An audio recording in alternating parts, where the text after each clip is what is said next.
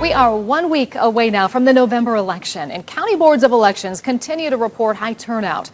Voters are deciding on local candidates and issues, as well as statewide issue 1 and 2.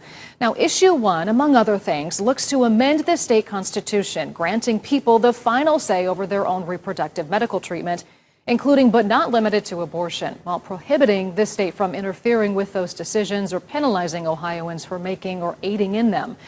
A yes vote establishes that into law. A no vote would not, allowing the state to continue to create legislation related to abortion and other reproductive health actions. Now, voting yes on issue 2 would legalize recreational marijuana for adult use in our state. Columbus Bureau reporter Morgan Trout gathered the data and found out the demographic breakdown of who is voting.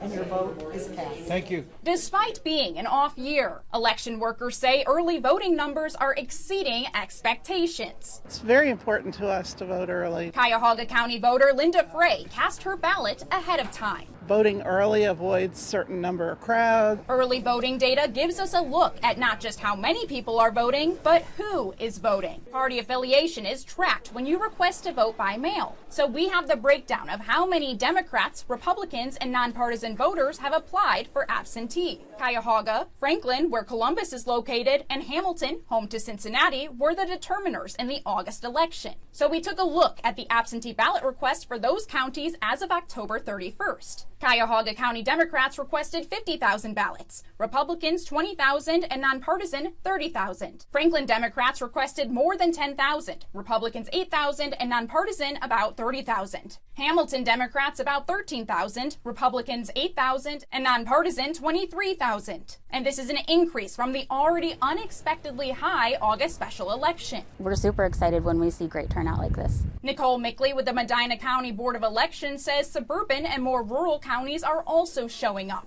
Medina Democrats have requested 4,500 ballots, Republican 5,000, and nonpartisan 5,000. In Geauga, there have been 2,000 Democratic, 3,500 Republican, and 2,500 nonpartisan. For Lake County, 3,500 Democratic, 3,200 Republican, and 3,200 nonpartisan. Expecting great voter turnout for the rest of early voting and then on election day as well. Previous election data shows that Republican-leaning counties have significantly higher voter turnout on the day of election rather than early voting. But House Speaker Jason Stevens wants more conservatives to vote early. More people that vote, the better off. But State Rep Rich Brown says he's excited that the Democratic strongholds are surpassing early voting expectations. Issue 1 and 2 are the primary reason why folks are out there. Frey says no matter which way you vote, earlier is easier. Make sure that our votes counted. Early voting hours have been extended, so to learn where and how to vote, we have all of that information and more on our website. Reporting at the Ohio State House, I'm Morgan Trout.